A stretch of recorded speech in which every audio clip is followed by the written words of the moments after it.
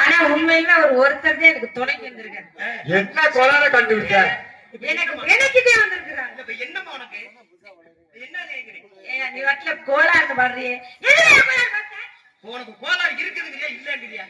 இல்ல சொல்ல வேண்டியதானே. என்ன செய்ய போறீங்க? நீ ஏன் கடுப்பு உண்டாகுற? கடுப்பு உண்டாகுது.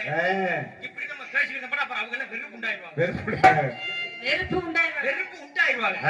சரி விடுமா, நம்ம பேச்சு கடுப்பு உண்டாகாம இருந்தாச்சு. கல்யாணம் எரியாம இருந்தாச்சு. வேற ஒண்ணும் இல்ல, உன்னை பார்த்ததுமே எனக்கு பூரிப்பு உண்டாயிருச்சு.